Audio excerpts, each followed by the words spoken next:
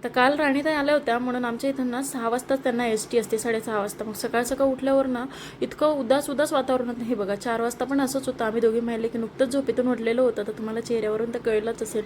अजिबात करमत नव्हतं. सगळ्यांनी झोप वगैरे घेतली जेवण करून झाल्यावर आणि घरात आले तर एवढा सगळा अंधार पडलेला होता ना, काहीच सुचत नव्हतं आणि इन्व्हर्टर पण संपलेलं होतं. त्यानंतर आता सुतक तर आम्हाला 15-20 दिवस झाले चालूच होतं. आज शेवटी म्हणजे 2-4 दिवस झाले फिटलं आणि आज मी पूजा केली आणि संध्याकाळी अशी दिवेवात वगैरे केली. आता श्रीषा आणि अनुला ना चोकोज आणि केलॉग्स म्हणजे हे खूप आवडतं मुसली वगैरे. मग त्यांनी ना बीडला गेले होते म्हणून मी काल त्यांच्या हातून बोलवलं होतं आणि मुसली मला पण खूप जास्त आवडते. त्यानंतर मावशी जाणार होत्या म्हणजे की माझ्या आत्या सासू जाणार होत्या.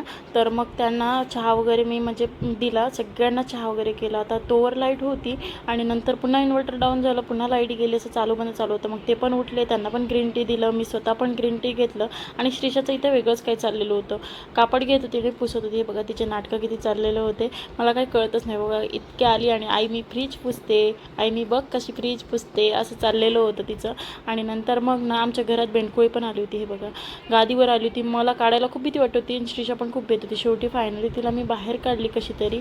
आणि आजकाल ना खूप जास्त यायला लागल्या पाल आणि बेंडकोळ्या, खूप घरात यायला लागल्या, काही कळतच नाही की नेमकं काय करू. तर स्वीटीने मला सांगितलं की सँडविच करून द्या म्हणून. मी करायला गेले आणि आमच्या गावात ना अजिबात जे सँडविचसाठी ब्रेड पाहिजे ते भेटले नाही आणि अनुनी बोलले होते की फ्रेंच फ्राईज करून द्या म्हणून ते पण करायला घेतलं. दीदीनेच केलं, मी काही केलं नाही. सँडविच मी मात्र नेहमी करते म्हणून करून दिलं. पण सँडविचसाठी व्हेजिटेबल कट करताना ना माझं बोटच त्याच्यामध्ये चेंगटलं आणि हे बघा अक्षरशः लाल आलं होतं आणि आता तर खूप दुखत आहे. त्या मावशी चाललं होतं म्हणून त्यांची ओटी वगैरे भरली, त्यांना साडी नाही सोडली आणि त्यांना बाय करून घरात आलो. फायनली आमचे दोन्ही फ्रेंच फ्राईज आणि सँडविच झाले. कसे वाटले तुम्हाला नक्की कमेंटमध्ये सांगा. बाय.